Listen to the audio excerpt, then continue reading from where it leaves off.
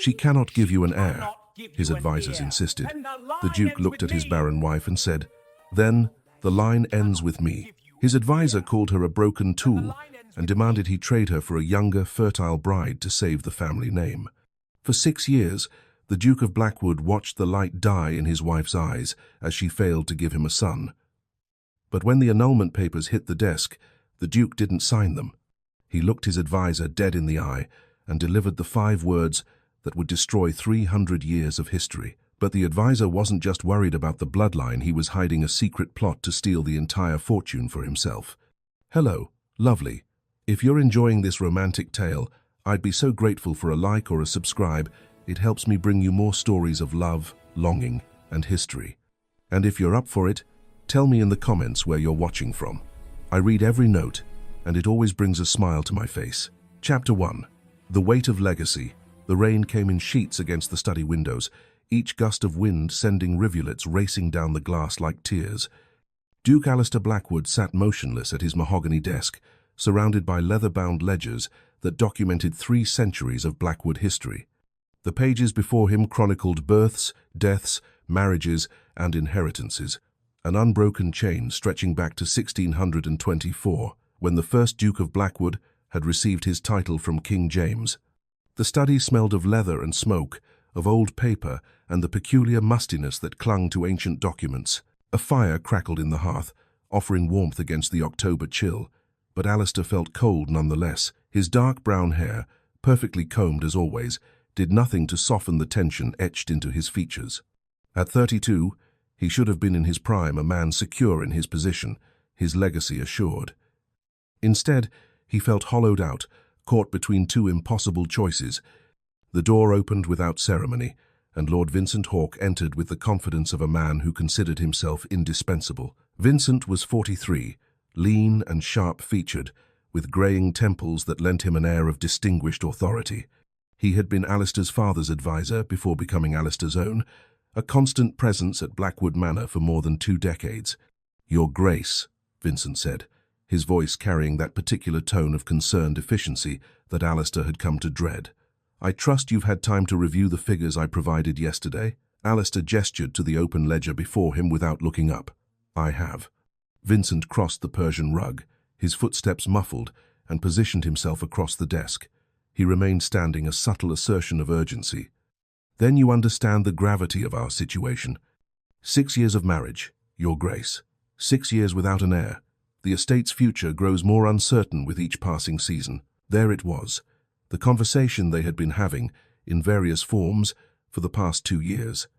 Alistair's jaw tightened, but he forced himself to meet Vincent's gaze. "I am aware of how long I have been married, Vincent. I require no reminder. Forgive me, Your Grace, but someone must speak plainly." Vincent leaned forward, his palms flat against the desk. "Without a son to inherit, the Blackwood name will cease to exist. 300 years of history, of service to the crown, of stewardship over these lands, all of it will pass to your cousin Reginald, who has never set foot on this estate and cares nothing for its people." Alistair's fingers curled around the edge of the ledger. Reginald was a gambling fool who would sell off the estate piecemeal to pay his debts. Every tenant farmer, every household servant, every family who had lived under Blackwood protection for generations would suffer for it. "I am not unaware of the consequences," Alistair said quietly. Vincent straightened, his expression softening into something that might have passed for sympathy.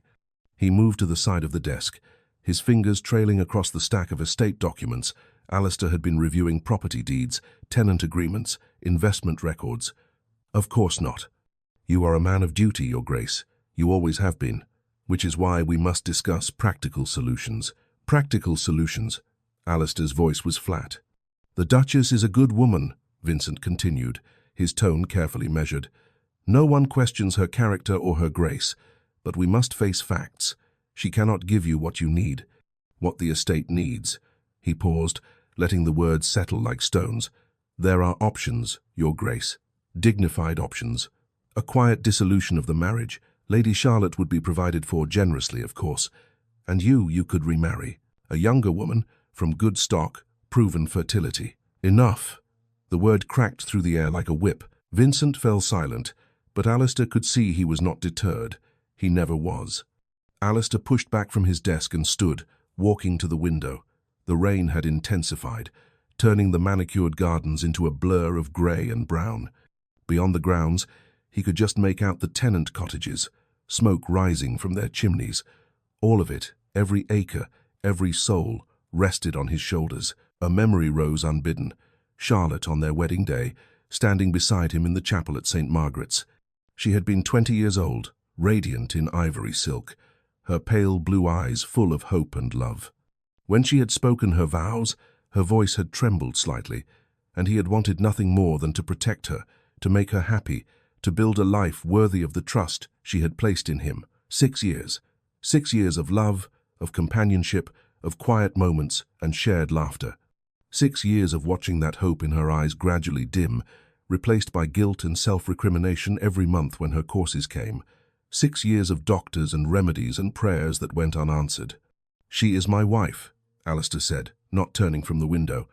"I made vows before the church and before all witnesses, for better or worse, in sickness and in health." "Noble sentiments, Your Grace," Vincent replied, and there was something in his voice. Was it impatience?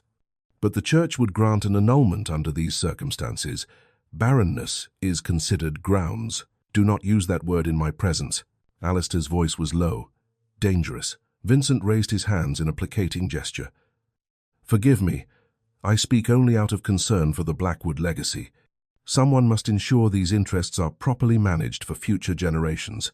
His fingers drummed against the edge of the estate inventory, a rhythmic, almost possessive gesture that Alistair noted with a flicker of unease. Future generations, as if Vincent's dedication to the Blackwood name extended beyond his own position, his own comfortable life within these walls. But Alistair dismissed the thought. Vincent had served his father faithfully for years. His loyalty was beyond question, wasn't it? "I have given this matter considerable thought," Alistair said finally, turning to face his advisor. The firelight cast shadows across his face, making him look older than his years. "I understand what is at stake. I understand what duty demands of me." Vincent's expression brightened with anticipation. "Then you will consider—" "No." The single word hung in the air between them. "Your Grace."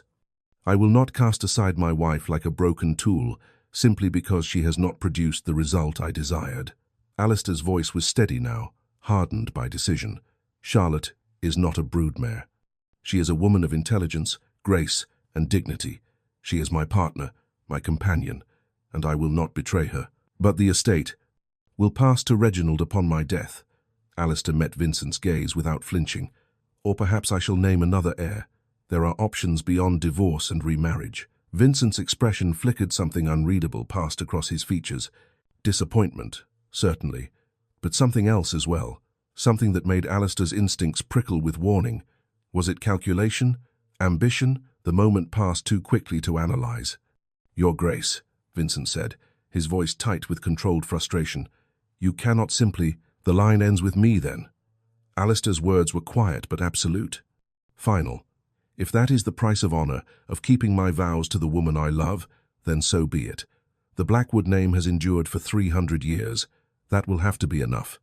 Vincent stared at him for a long moment, and in that silence, Alistair thought he glimpsed the truth beneath his advisor's mask of concern.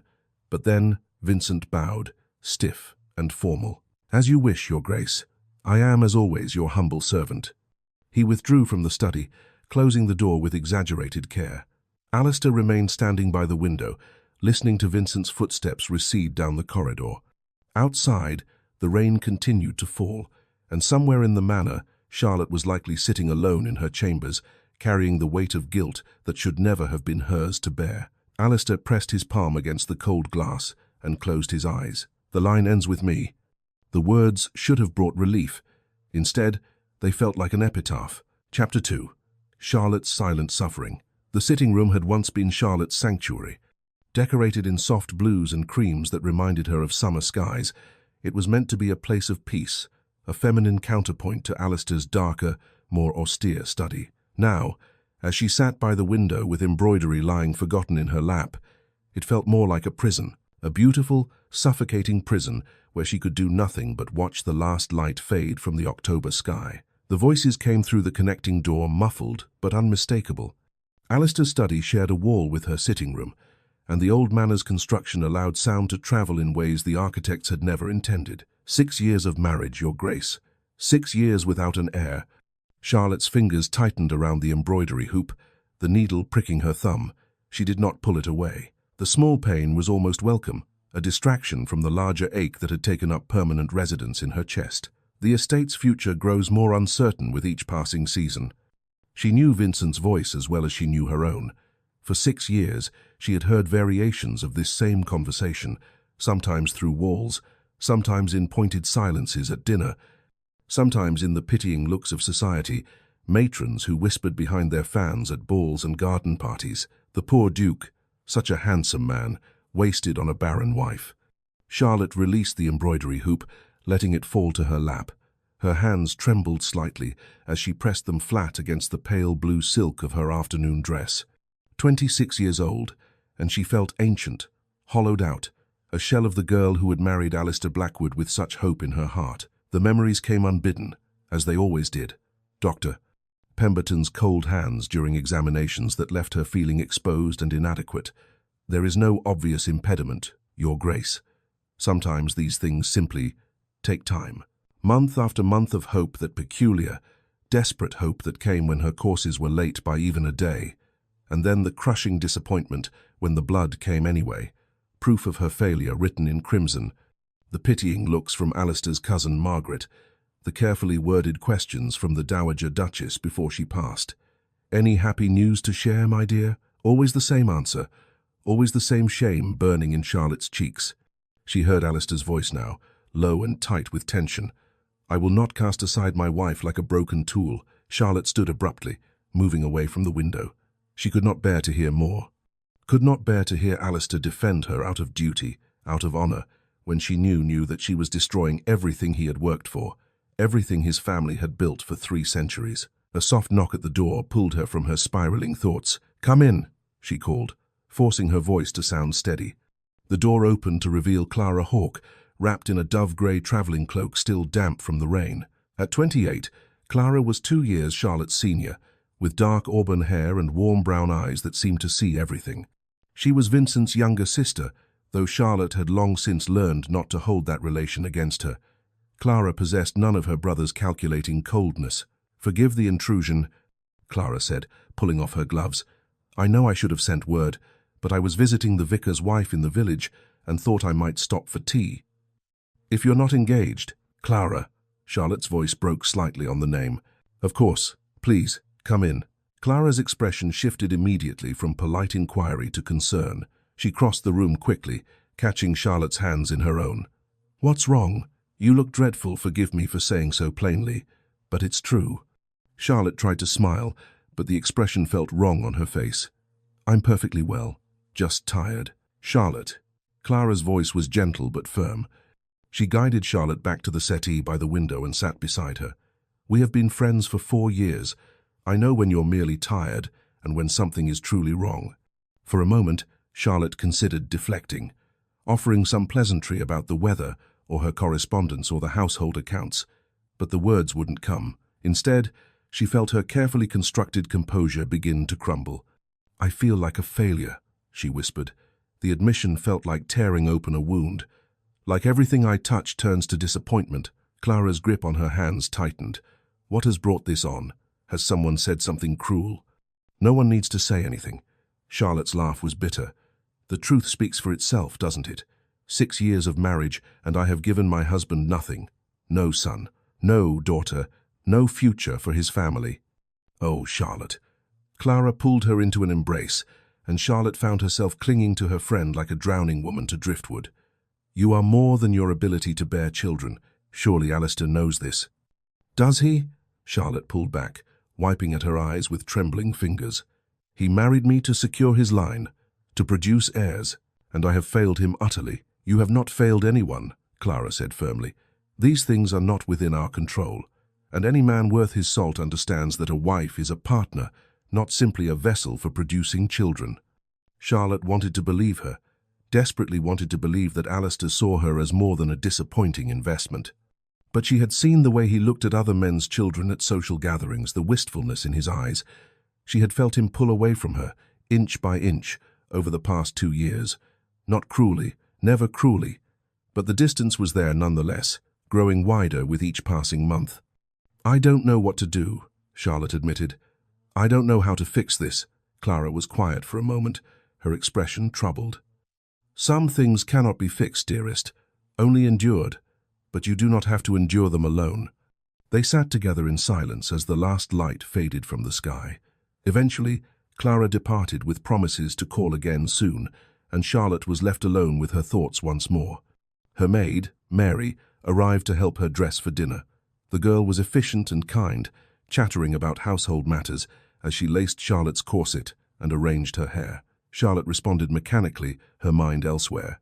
When Mary held up the mirror so Charlotte could approve her appearance, Charlotte barely recognized the woman staring back at her. Her face was pale and drawn, with shadows beneath her pale blue eyes that cosmetics could not quite conceal. She looked like a ghost. Perhaps that was fitting. She felt like a ghost present but not truly there, occupying space but leaving no real mark upon the world. "You look lovely, Your Grace," Mary said with determined cheerfulness. Charlotte managed a thin smile. "Thank you, Mary. That will be all." After Mary departed, Charlotte found she could not bear the thought of going down to dinner. Not yet. She needed air, space, something to silence the voices in her head that whispered of her inadequacy. She wrapped herself in a thick shawl and slipped out through the terrace doors that led to the gardens. The rain had stopped, leaving everything damp and glistening in the gathering twilight. Frost had touched the roses, browning their edges, and the smell of decay mingled with the earthy scent of wet soil. Charlotte walked the gravel paths alone, her slippers crunching on the stones. The gardens stretched out before her, immaculately maintained by an army of gardeners she rarely saw. Everything at Blackwood Manor was maintained to perfection, everything except her. She stopped at the center of the rose garden, where a stone fountain stood silent for the winter. Her reflection wavered in the dark water collected in its basin, a pale, indistinct shape that could have been anyone. Would Alistair be happier without her? The question had haunted her for months now, growing louder with each of Vincent's pointed conversations, each pitying look from society. If she were gone, not dead, she wasn't quite that desperate, but simply gone, Alistair could remarry. He could find a young woman with proven fertility and secure his line. The Blackwood name would continue. The estate would thrive. Everyone would be better off. Everyone except her. But what did that matter, if she had already failed in her most fundamental duty? Charlotte's hand moved unconsciously to her stomach, pressing flat against the fabric of her dress. Empty. Always empty. No flutter of life, no promise of the future, just the same hollow ache she had carried for 6 years. "I'm sorry," she whispered to the darkening sky, to the silent fountain, to the ghost of the hopeful girl she had once been. "I'm so sorry." The words dissolved into the October evening, unanswered and unheard. Charlotte stood there for a long moment, feeling the cold seep through her shawl and into her bones. Then, with mechanical precision, she turned and walked back toward the manor. Each step felt heavier than the last. By the time she reached her chambers, a decision had crystallized in her mind, hard and cold and necessary. She would withdraw, emotionally, if not physically. She would stop hoping, stop hurting, stop allowing herself to be vulnerable to the disappointment that came with every failed month. She would be the perfect Duchess in public, gracious, elegant, untouchable. And in private, she would protect what remained of her heart by simply feeling less. It was the only way to survive. Charlotte closed the door to her sitting room and turned the key in the lock. Then, finally alone, she allowed herself to weep quiet, dignified tears that no one would ever see. Outside her window, full darkness had fallen over Blackwood Manor, and somewhere in his study, her husband sat alone, with the weight of impossible choices pressing down upon him. Neither of them knew that the worst was yet to come. Chapter 3. The Return of Lord Edmund Carter. The sound of carriage wheels on gravel drew Charlotte to her sitting-room window on a grey November afternoon. 3 weeks had passed since her decision to withdraw into herself, and she had become quite accomplished at it. She moved through the manor like a porcelain figure, beautiful, fragile, and fundamentally hollow. But now, watching an elegant black carriage pull to a stop before the entrance, she felt the first stirring of something other than numbness. Curiosity, perhaps, or dread. A man emerged, tall and lean, dressed in the kind of expensive tailoring that spoke of London's finest establishments. Even from this distance, Charlotte recognized the easy confidence in his movements, the way he surveyed the manor with an air of casual appraisal. Her breath caught. Edmund Carter. Charlotte's hand flew to her throat, her heart suddenly racing. She had not seen Edmund in 6 years, not since those heady weeks before her engagement to Alistair, when the world had seemed full of possibility, and she had been young enough to believe in fairy tales. She watched as Alistair emerged from the manor to greet their unexpected guest. Even from above, she could see the warmth in her husband's posture, the genuine pleasure of greeting an old acquaintance. Of course, Edmund and Alistair had been at Oxford together. She had forgotten that connection, buried it alongside all the other memories from that complicated time. Charlotte knew she should go down. Propriety demanded it. But her feet remained rooted to the floor as a cascade of memories washed over her. The Thornbury Ball, 6 years ago. Edmund bowing over her hand, his green eyes alight with humour. "Miss Charlotte Ashford, I've heard your wit is as sharp as your beauty is legendary. Dare I hope both rumours are true." Long walks through Hyde Park, his arm steady beneath her hand, conversation flowing as easily as the serpentine beside them, dancing until dawn, laughing until her sides ached, feeling seen and delighted in. And then Alistair, the Duke of Blackwood, with his dark intensity and unwavering attention, the way he looked at her as though she were the only woman in any room. The choice she had made: rank, security, and yes, love of a different kind, deeper, more serious. Edmund had been summer sunshine. Alistair had been a storm that swept her away. Charlotte pressed her palm against the cool window glass. That girl who had made that choice felt like a stranger now. Where had she gone? That hopeful creature who believed love would be enough. "Your Grace," Mary's voice broke through her reverie. "His Grace requests your presence in the drawing-room. Lord Edmund Carter has arrived." Charlotte turned from the window, her expression carefully neutral. "Of course. Help me change, please. Something appropriate for receiving guests." 20 minutes later, dressed in a gown of deep burgundy that brought colour to her pale cheeks, Charlotte descended the main staircase. The marble floor of the entrance hall gleamed below her, and she could hear voices from the drawing-room, Alistair's measured tones, and another voice, warmer and more animated. "Edmund?" She paused at the top of the stairs, her hand gripping the banister. Her heart lurched in her chest, not with romantic longing, but with something more complicated: nostalgia for the girl she had been, curiosity about the man he had become, and underneath it all, a creeping sense of guilt for feeling anything at all. Then Edmund appeared in the doorway below, looking up as if he had sensed her presence. Their eyes met, and for a moment, the years fell away. His face had matured lines around his eyes now, a certain gravity that hadn't been there before, but his smile was the same. Warm, open, uncomplicated. "Lady Charlotte," he said, and his voice carried up the stairs like a melody she had forgotten she knew. "You are as lovely as ever." Charlotte descended slowly, aware of her husband appearing behind Edmund, watching. "Lord Carter, what an unexpected pleasure." She offered her hand, and Edmund bowed over it with perfect propriety. But when he straightened, she saw concern flicker in his green eyes. He saw too much. He always had. The drawing-room was warm despite the grey day outside, a fire crackling in the marble hearth. Charlotte arranged herself on the settee while Alistair and Edmund settled into chairs, and tea was brought. The conversation flowed around her talk of London, of mutual acquaintances, of Edmund's recent travels to the continent. "Business on the estate brought me to the area," Edmund was saying. "I've purchased a property in Derbyshire, and there were matters requiring my attention. When I realised I was so close to Blackwood Manor, I couldn't resist calling upon old friends." "You must stay," Alistair said with genuine warmth. "We have ample room, and it's been far too long since we've had proper company." Charlotte noticed how Edmund's gaze kept returning to her, studying her with the attention of someone trying to solve a puzzle. She maintained her composure, pouring tea with steady hands, but she could feel his concern like a physical touch. Finally, when Alistair excused himself to speak with his steward about some urgent matter, Edmund moved to sit beside her on the settee, not improperly close, but near enough for private conversation. "You seem different, Charlotte," he said quietly, abandoning formality now that they were relatively alone, though a footman remained stationed near the door. "Sadder. Is everything quite well?" The directness of the question caught her off guard. In 6 years of marriage, no one had asked her that so plainly. Everyone tiptoed around her failure, her inadequacy, offering platitudes or pitying looks but never direct inquiry. "I'm perfectly well," she said automatically. "No," Edmund said gently. "You're not. I may not have seen you in 6 years, but I remember the girl who could make an entire ballroom laugh with a single witty observation, who approached life with such joy. What's happened to her?" Charlotte felt something crack inside her carefully constructed walls.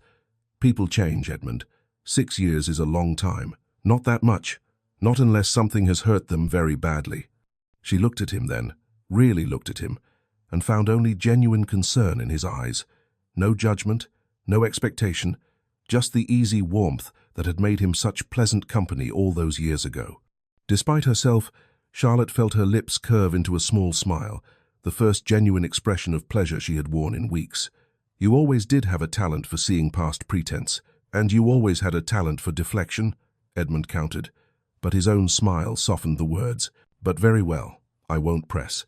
I'm simply glad to see you again, even if the circumstances seem to have dimmed your light somewhat." They talked for another quarter hour, falling into an easy rhythm that felt both familiar and strange. Edmund told her of Venice, of the art and music, and the peculiar custom of wearing masks during Carnival. Charlotte found herself genuinely engaged, asking questions, even laughing at his descriptions of a gondolier who had sung opera with more enthusiasm than skill. She didn't notice Alistair return until she caught movement from the corner of her eye.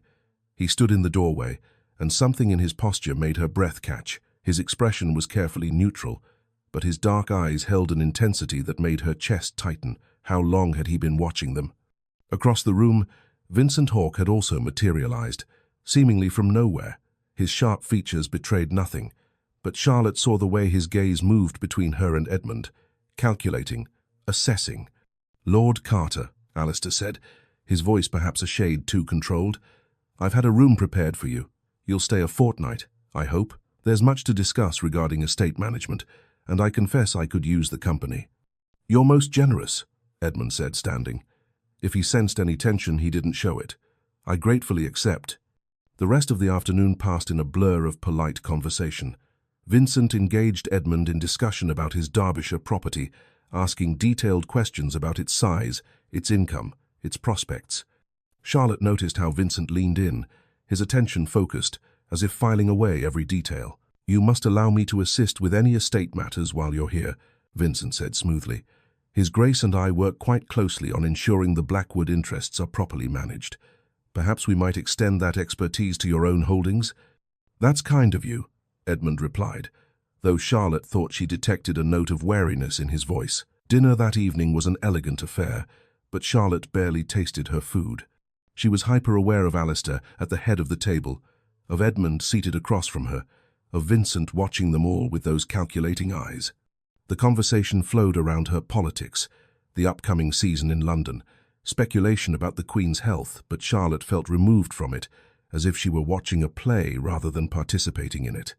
After dinner, as the men retired for port and cigars, Charlotte excused herself early, pleading a headache.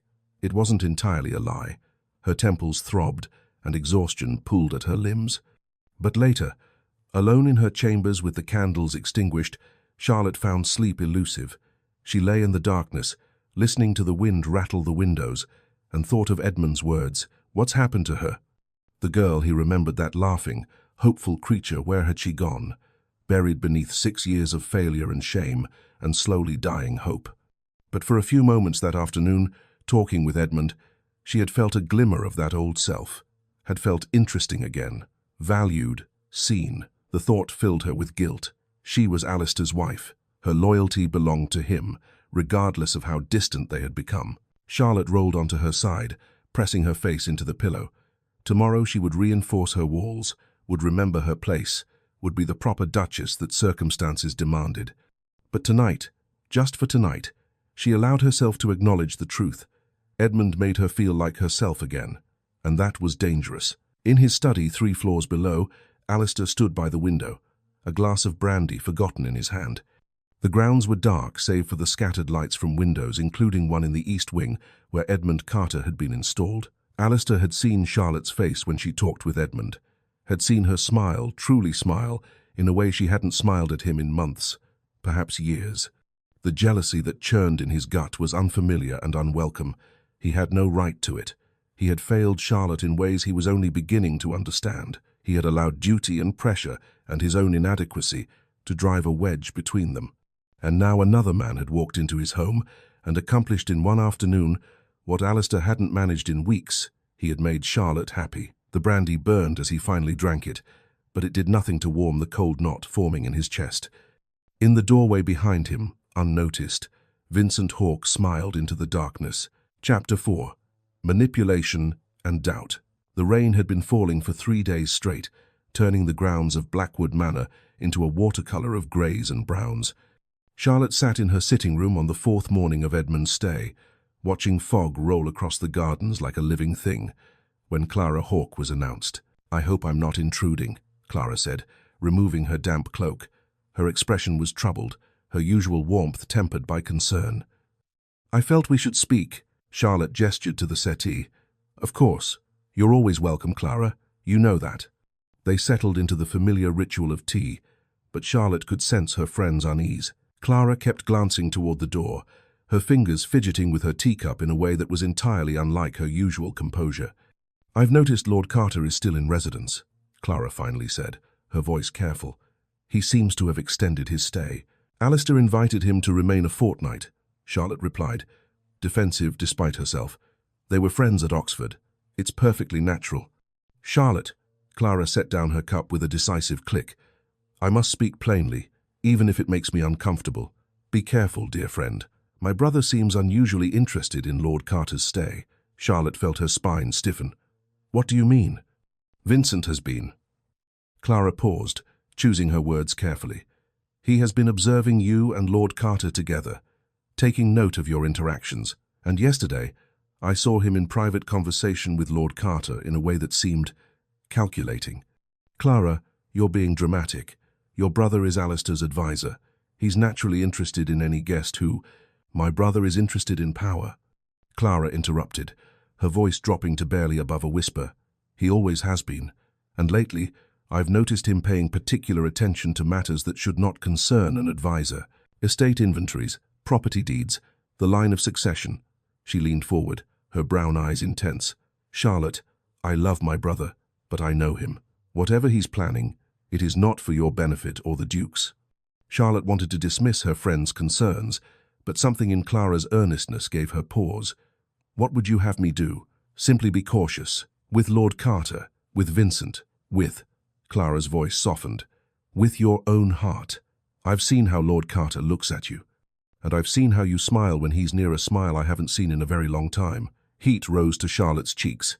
"Edmund is a friend, nothing more. I believe you," Clara said gently. "But intentions and appearances are not always the same thing, and Vincent is very good at manipulating appearances." After Clara departed, her warnings lingered like the fog outside Charlotte's windows, formless but oppressive, impossible to ignore. In his study, Alistair stared at the ledger before him without truly seeing it. Vincent stood across the desk, his voice a constant drone that had become almost unbearable over the past 4 days. "I merely point out what anyone with eyes can see. Your Grace," Vincent was saying, "Lady Charlotte seems remarkably animated in Lord Carter's company. One might even say, revived." "Your point, Vincent?" Alistair's voice was ice. "My point is that perhaps she regrets her choice of husband." Vincent's words were carefully measured, poisonous in their precision. 6 years is a long time to realize one has made a mistake. Lord Carter was a suitor before you, was he not? Perhaps she wonders what life might have been like had she chosen differently. Alistair's hands curled into fists beneath the desk. "Charlotte is my wife. Her honor is beyond question." Of course," Vincent said smoothly. "I speak merely of emotional attachment. Surely you've noticed how she brightens in his presence, how she laughs at his stories. When was the last time she laughed that way with you, Your Grace?" The words hit their mark because they were true. Alistair had noticed. Every smile Charlotte gave Edmund felt like a small death, a reminder of how thoroughly he had failed to make his own wife happy. "The estate documents," Alistair said abruptly, desperate to change the subject. "Why have you been taking inventory of the paintings in the gallery? The silverware?" Vincent didn't miss a beat. "Proper documentation, Your Grace. Should anything happen, should you decide to make changes to the succession, we need accurate records of all assets. It's simply good stewardship. Something about the explanation felt wrong, but Alistair was too exhausted to pursue it. He waved Vincent away with a dismissive hand. "Leave me. I have work to do." After Vincent departed, Alistair sat in the growing darkness, not bothering to light additional candles. Outside, the rain continued its relentless assault on the windows. He was losing her. Perhaps he had already lost her.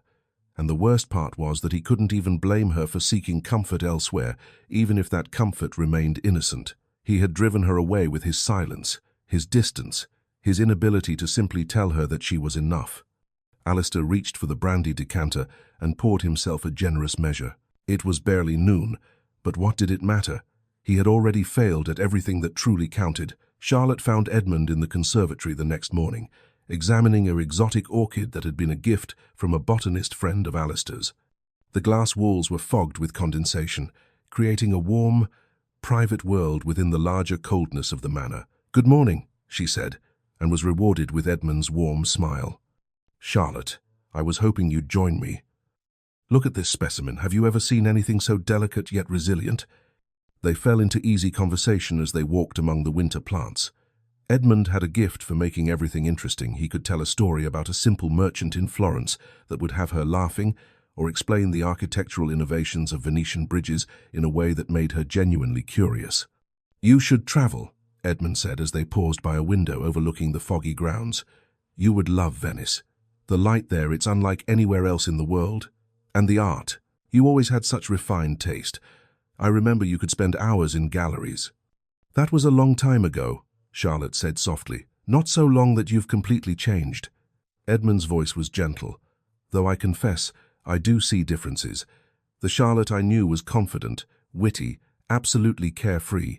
She would have dragged me through every gallery in London, arguing about brushwork and composition. Charlotte felt an ache in her chest. That girl, she had no responsibilities, no expectations weighing on her. "Responsibilities," Edmund repeated, something sad in his tone. "Yes, marriage brings those, doesn't it?" He hesitated, then added carefully, "Are you happy, Charlotte?"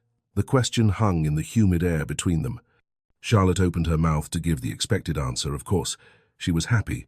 She was a duchess. She had everything any woman could want, but the words wouldn't come. "I don't know," she whispered instead.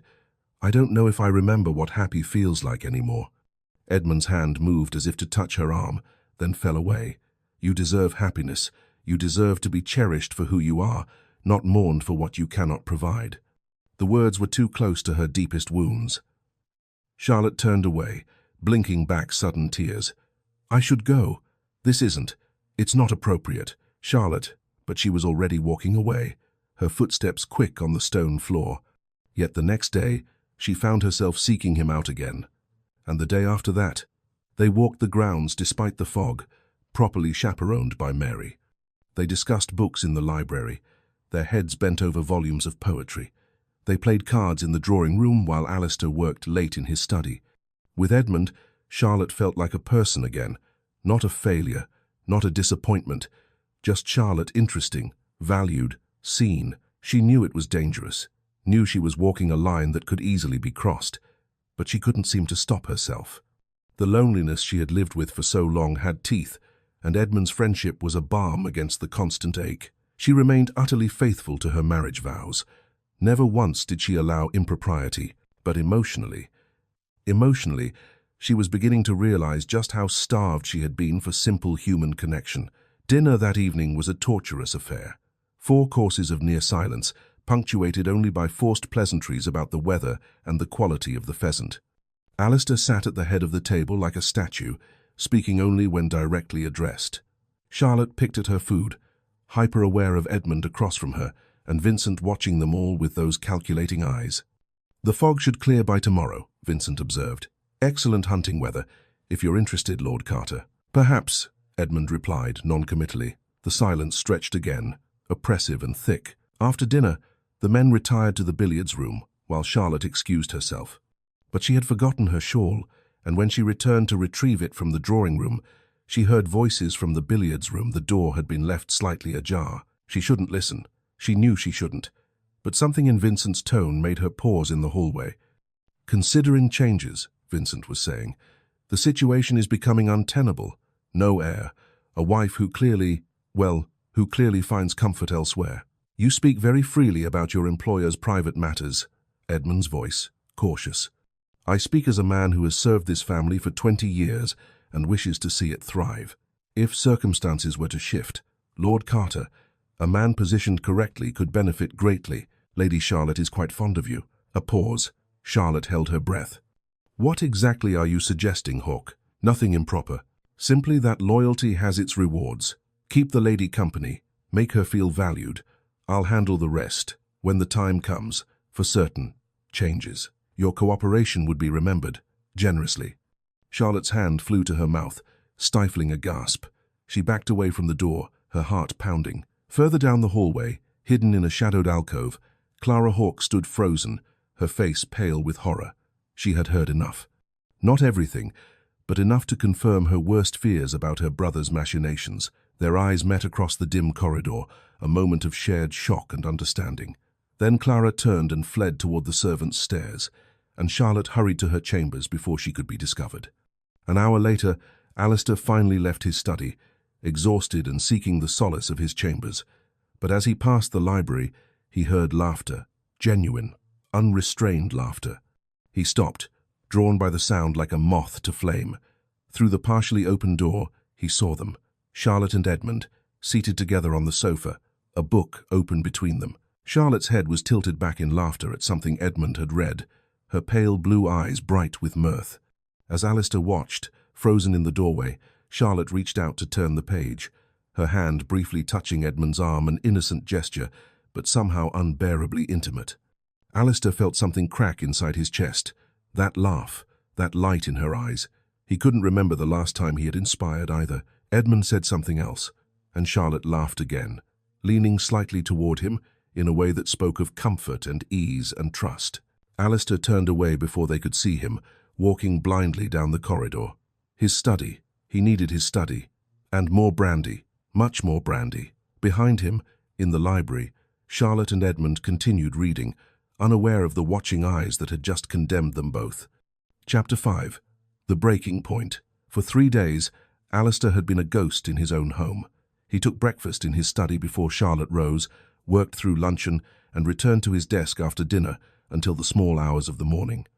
Charlotte knew because she had taken to listening for his footsteps in the corridor. The heavy tread that had once brought her comfort now only amplified her loneliness. On the third night, she could bear it no longer. The clock in her sitting room had just chimed midnight when Charlotte rose from her chair, still dressed in her evening gown of midnight blue silk. She had dismissed Mary hours ago, unable to face the sympathetic looks her maid tried so hard to hide. Now she stood before the connecting door to Alistair's chambers, her hand trembling as it hovered over the handle. Rain lashed against the windows, driven by a bitter November wind that rattled the glass in its frames. The sound matched the storm building inside her chest, years of silence, of swallowed hurt, of careful pretense finally reaching a breaking point. She turned the handle and stepped through. Alistair stood by his own window, still fully dressed save for his jacket, a glass of brandy in his hand. He didn't turn at her entrance, but his shoulders tensed, and she knew he had heard her. "Alistair." Her voice was steadier than she expected. "We need to speak. It's late, Charlotte." His voice was hollow, distant. "Whatever it is, can wait until morning." "No." The word came out sharper than she intended. "It cannot wait. Nothing can wait any longer. You cannot even bear to look at me anymore, can you?" That made him turn. In the lamplight, his face was haggard, dark circles beneath his eyes speaking of sleepless nights. But it was the look in those eyes, pain and anger, and something that looked almost like jealousy that made her breath catch. "And you," he said, his voice low and dangerous, seemed perfectly content with Carter's company instead. Charlotte felt as if she'd been slapped. "What? Don't pretend ignorance. I've seen you together. I've heard you laugh with him, seen you smile at him, watched you seek him out day after day." Alistair's grip tightened on his glass. "You light up in his presence in a way you haven't with me in years." "How dare you?" Charlotte's voice rose, years of suppressed emotion finally breaking free. "How dare you accuse me of impropriety when you've spent 3 years pulling away from me, avoiding my presence, treating me like a piece of furniture that's failed to perform its function. That's not. It is, she was shouting now, propriety abandoned. Do you think I don't see it? Don't feel it? Every time Vincent speaks of heirs in your presence and you say nothing. Every time you work late to avoid sharing a meal with me. Every time you look at other men's children with that expression of longing and loss. You don't understand. Then explain it to me. Charlotte's voice cracked, tears streaming down her face. Explain why my husband has become a stranger. Explain why I feel more alone in my marriage than I ever did as a spinster. Explain why I'm made to feel like a failure every single day of my life. I never meant, Alistair set down his glass with a sharp crack. I never wanted you to feel that way. But I do. Charlotte's shoulders shook with the force of her sobs. I know I failed you. I see it in every disappointed look, every time you turn away from me, every time Vincent mentions heirs in my presence and you remain silent. I see it. Alistair, I live with it every moment of every day. The anguish in her voice seemed to pierce through Alistair's defenses. His expression crumbled, and he took a step toward her. Charlotte, you haven't failed me. You could never... Then why? Her voice was raw, broken. Why does it feel like I'm being punished for something I cannot control? Why have you abandoned me when I needed you most? Because I didn't know how to help you. The words exploded from Alistair with the force of long-suppressed truth. I didn't know how to ease your pain without admitting my own. I didn't know how to tell you that watching you suffer was destroying me, that every month when hope died in your eyes, it died in mine as well. Charlotte stared at him, stunned into silence. Alistair ran his hands through his hair, his composure completely shattered. You think I care about heirs? About preserving some bloodline that has brought me nothing but duty and obligation and suffocating expectations? His laugh was bitter.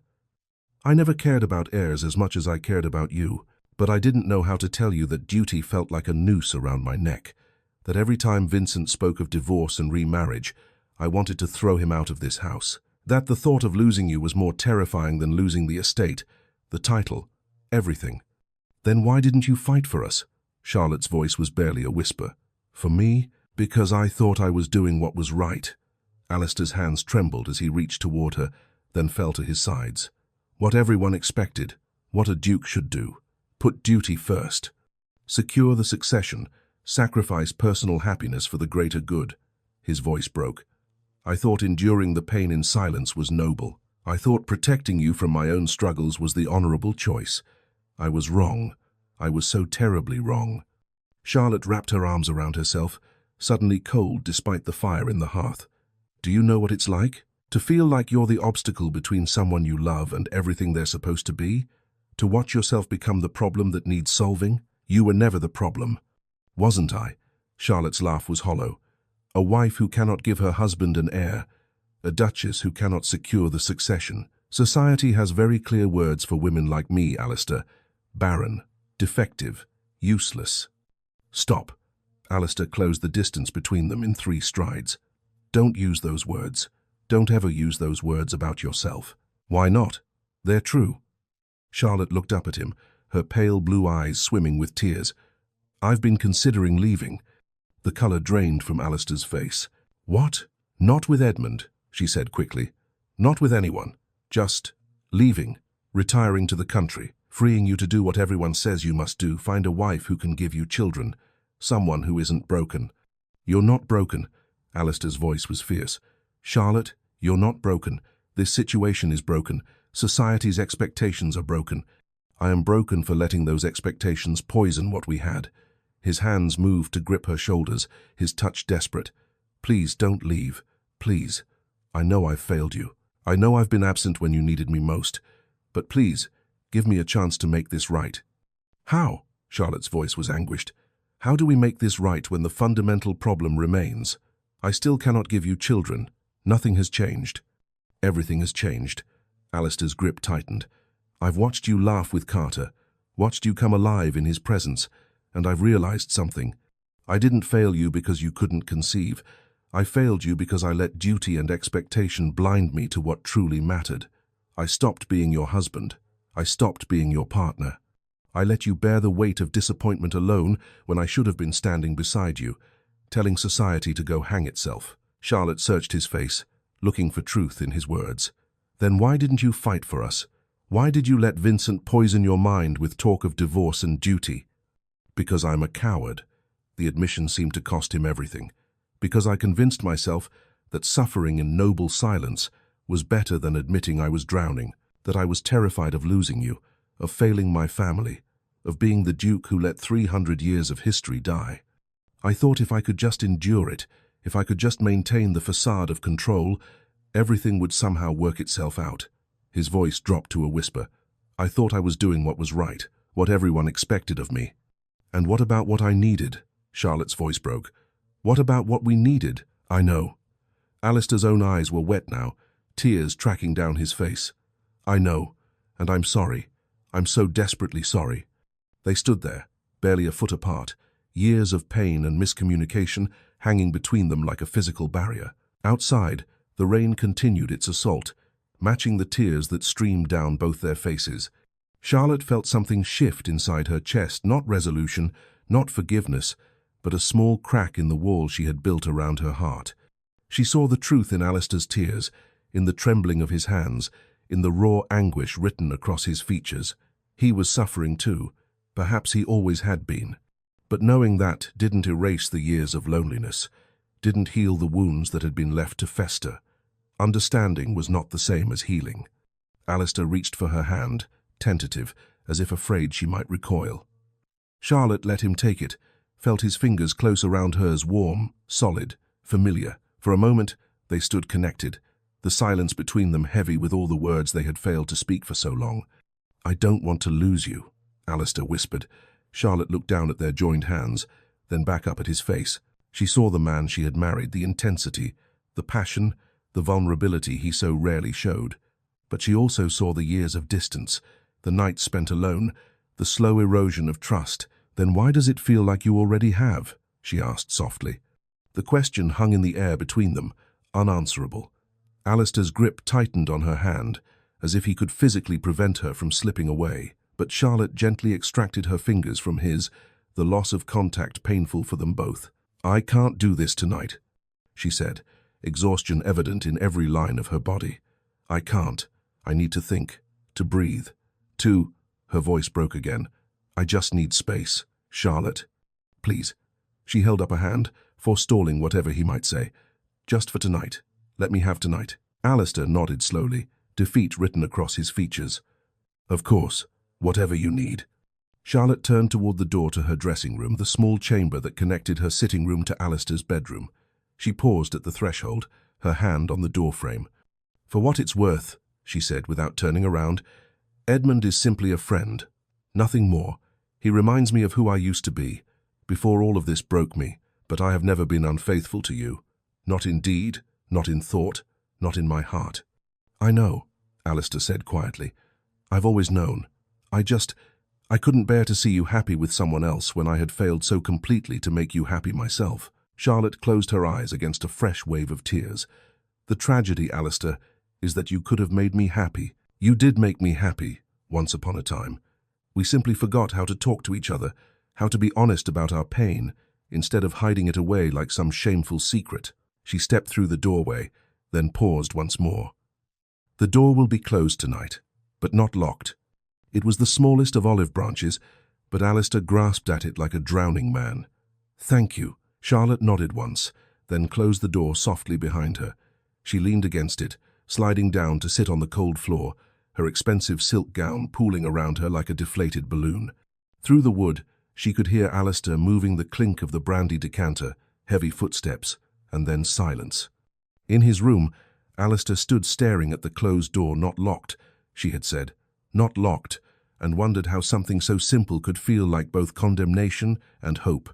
He pressed his palm flat against the wood, imagining Charlotte on the other side, as broken and lost as he was. "I love you," he whispered to the door, knowing she couldn't hear. "I never stopped loving you. I just forgot how to show it." The rain continued to fall, and in their separate chambers, both Duke and Duchess wept for what they had lost, what they had broken, and what they might, if they could find the courage, still manage to save. Chapter 6. Temptation and Distance. The breakfast room was oppressively silent.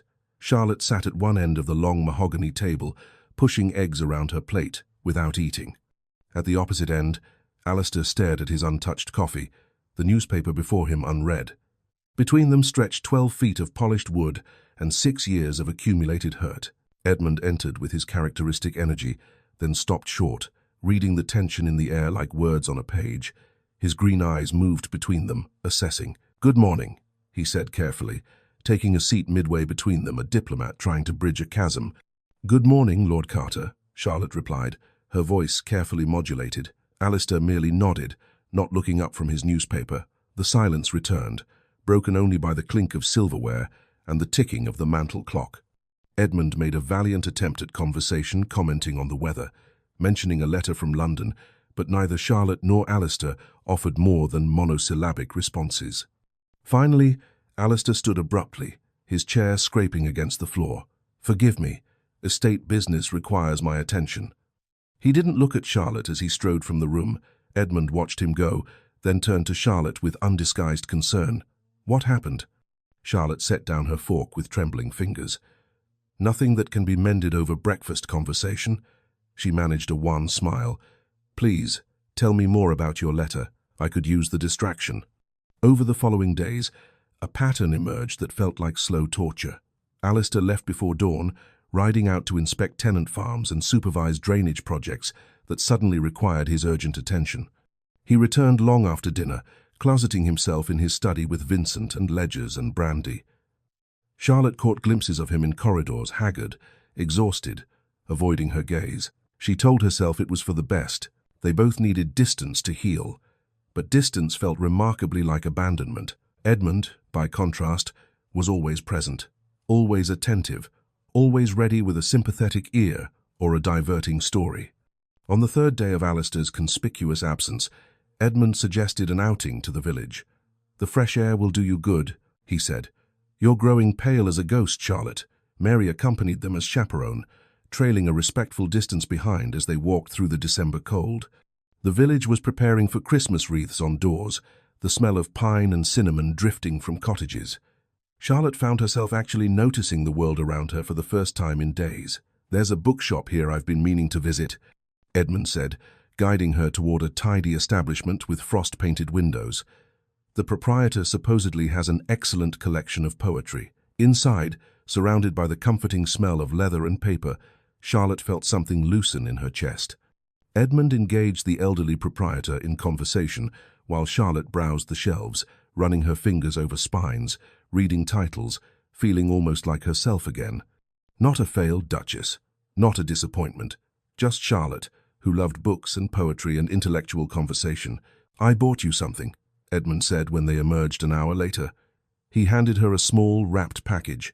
"Edmund, you shouldn't." "Just a small volume of Wordsworth. I remember you were fond of his work." His smile was gentle. "Consider it a gift between old friends." Charlotte clutched the package to her chest, absurdly touched by the gesture. When was the last time someone had given her something simply because they thought it would make her happy? As they walked back toward the manor, Edmund began to speak of his own struggles carefully, as if testing her reaction. His father's debts, inherited along with a crumbling estate. The pressure to marry well, to restore the family fortunes. The loneliness of duty without love. "I sometimes think," he said quietly, "that we're all prisoners of expectation, trapped by what others think we should be, should do, should want." Charlotte found herself nodding. Yes, exactly that. Their shared understanding created a dangerous intimacy, the recognition that they were both casualties of a system that valued bloodlines over happiness, duty over desire. The following afternoon, Charlotte found Edmund in the conservatory, examining a winter rose that had somehow managed to bloom despite the cold. The glass walls were fogged with condensation, creating a private world. "Charlotte," Edmund turned to her with a smile that faded when he saw her expression. "What's wrong?" "Everything," she said simply. "Nothing. I don't know anymore." Edmund moved closer, his expression filled with concern. Then, very gently, he took her hand. His fingers were warm, steady, and Charlotte found herself frozen not by desire, but by the simple human comfort of touch. "You deserve to be happy, Charlotte," Edmund said quietly. "To be cherished, not just endured. To be seen as a woman, not merely as a vessel for producing heirs." Charlotte pulled her hand away as if burned, stepping back. "Edmund, don't. I'm sorry. I've overstepped." But he didn't look sorry. His green eyes held hers with an intensity that made her breath catch. "But I can't help thinking. I've always wondered what would have happened if I'd proposed first, if I'd had the courage to ask for your hand before Blackwood swept you away. But you didn't," Charlotte said, her voice shaking. "And I made my choice. I love my husband." "Do you?" Edmund's question was gentle but devastating. "Or do you love the idea of what he should have been, what your marriage should have been?" He took a step closer, though he didn't touch her again. "Does he love you, Charlotte? Or does he love the idea of what you should have been, the perfect Duchess who could give him perfect heirs?" The words hit like physical blows because they echoed her own darkest fears. Charlotte wrapped her arms around herself, suddenly cold despite the humid warmth of the conservatory. "That's not fair," she whispered. "Perhaps not, but it's honest." Edmund's voice softened. "I'm sorry. I don't mean to cause you pain. I only want you to know that there are other possibilities, other futures. You don't have to live like this, walking on eggshells, apologizing for something that isn't your fault, watching yourself diminish day by day." Charlotte turned away, her vision blurred with tears. "I should go." "Charlotte, wait." But she was already fleeing, her footsteps quick on the stone floor. That evening, after a silent dinner where Alistair barely acknowledged her presence, Charlotte retreated to the library. She needed the comfort of books, of familiar words, of anything that might quiet the chaos in her mind. She was curled in a chair by the fire, Wordsworth's poetry open but unread in her lap, when Edmund found her. "I apologize for this afternoon," he said from the doorway. "May I come in?" Charlotte nodded, too tired to send him away. Edmund settled into the chair opposite hers, the fire crackling between them. For a long moment, neither spoke. Then Edmund leaned forward, his elbows on his knees, his expression serious. "Charlotte, I need to say something, and I need you to hear me out before you respond." Something in his tone made her heart begin to race. "Edmund, please." He held up a hand. "I've thought about this carefully. I know what I'm about to propose is unconventional, perhaps even shocking, but I believe it may be the solution to both our problems." Charlotte's fingers tightened on the book. "What are you talking about? Come with me." The words hung in the air, impossible and tempting. "Not as anything scandalous. I would marry you properly, once your situation is resolved. Once you're free of this marriage that brings you nothing but pain." Charlotte stared at him, shocked into silence. Edmund continued quickly, as if afraid she might flee before he finished. "I have a modest estate in Derbyshire. Nothing grand, but comfortable, peaceful. We could live quietly, away from society's cruelty, away from the constant judgment and expectation. You could be yourself again, the woman you were before all this broke you." "Edmund, you can't be serious." "I am entirely serious." He leaned forward. "I know this seems sudden, but I've watched you these past weeks, seen your suffering, and I cannot stand by and do nothing. You deserve happiness, Charlotte. You deserve a life where you're valued for who you are, not mourned for what you cannot provide." Charlotte felt as if she were drowning. Part of her, the desperate, lonely part that had been slowly dying inside her marriage, heard his words like a lifeline. Escape, freedom, a chance to start over, away from failure and disappointment and the suffocating weight of duty. But another part of her, the part that had loved Alistair on their wedding day, that still loved him despite everything, recoiled from the suggestion. I need time," she heard herself say, "to think. This is—" "I understand." Edmund rose, moving to stand before her chair. "Take all the time you need. But know this, Charlotte, the offer is genuine. I care for you. I always have. And I believe I could make you happy in a way that Blackwood cannot." After he left, Charlotte sat frozen in her chair, her mind spinning. She knew rationally, logically, that the answer had to be no. She was married. She had made vows. She loved Alistair, despite the distance between them. But the temptation Edmund offered wasn't really about him at all. It was about escape, about the possibility of a life where she wouldn't wake up every day feeling like a failure, where she could be enough, just as she was. The thought terrified her because for one dangerous moment, she found it appealing. Upstairs, Alistair was pulling on his coat to ride out again, always again when his valet cleared his throat nervously. "Begging your pardon, Your Grace, but I thought you should know. Lord Carter and Her Grace were alone in the library just now. Private conversation, it seemed." Alistair's hands stilled on his buttons. How long? Near to half an hour, Your Grace. Jealousy and fear crashed over Alistair like a physical wave. Half an hour, alone. In the library where they had laughed together, where Charlotte had smiled at Edmund with a warmth she no longer offered her own husband, he abandoned his plans for the evening ride and headed toward the East Wing instead, where Edmund's guest quarters were located. His footsteps were heavy, purposeful, each one driving home the truth he had been avoiding.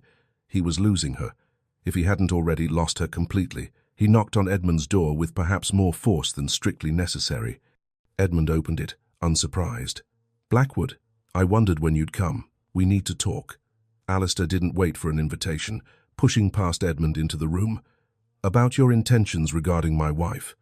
Edmund closed the door carefully, then turned to face him. In the lamplight, his expression was unreadable. "My intentions are honorable." "Honorable?" Alistair's laugh was bitter. "You call it honorable to pursue another man's wife?" "I call it honorable to offer happiness to a woman who is clearly miserable." Edmund's tone remained calm, which only inflamed Alistair's anger further. "Tell me, Blackwood, when was the last time you made your wife smile? When was the last time you looked at her with something other than guilt and disappointment?" "How dare you? How dare I speak the truth?" Edmund's composure cracked slightly. "I've known Charlotte for years. I knew her before you, knew the vibrant, joyful woman she was, and I've watched her wilt under the weight of your expectations, your disappointment, your inability to value her for anything beyond her capacity to produce heirs. You know nothing about my marriage." "I know enough." Edmund moved to pour himself a drink, offering one to Alistair, who refused curtly. "I know that she deserves better than a husband who avoids her presence, better than a life spent apologizing for something that isn't her fault. And you think you can give her better?" Alistair's voice was dangerous now. "You, with your debts and your crumbling estate and your convenient timing?" Something flickered in Edmund's expression, guilt, perhaps, or calculation. "My financial situation has no bearing on my feelings for Charlotte." "Doesn't it? How convenient that you've suddenly rediscovered your affection for her just when you need to marry well." Alistair took a step closer. "What did Vincent promise you, Carter? Money? A position? Help with those debts?" Edmund's face hardened. "You're grasping at shadows, Blackwood." "Am I?" Alistair could see he'd hit a nerve. "Vincent has been remarkably interested in your stay here, remarkably encouraging of your friendship with my wife. One might almost think he had an agenda. Whatever Vincent's motivations, mine are my own." Edmund set down his glass with controlled precision. "I care for Charlotte. I always have. And yes, I've offered her an alternative to the misery you've created for her. If that makes me a villain in your eyes, so be it. You've proposed to my wife." It wasn't a question. Edmund didn't deny it. "I've offered her a choice, something you seem incapable of giving her the freedom to be valued for who she is, not punished for what she cannot provide." Alistair's control snapped. He grabbed Edmund's collar, slamming him back against the wall. "She is my wife, mine, and I will not let you steal her away with pretty words and false promises." Edmund didn't fight back, but his eyes held Alistair's steadily. "You can't steal what's already been abandoned, Blackwood. Charlotte has been alone in your marriage for years. I'm simply offering her a way out. Get out." Alistair released him roughly. "Out of my house. I want you gone by morning." "Gladly."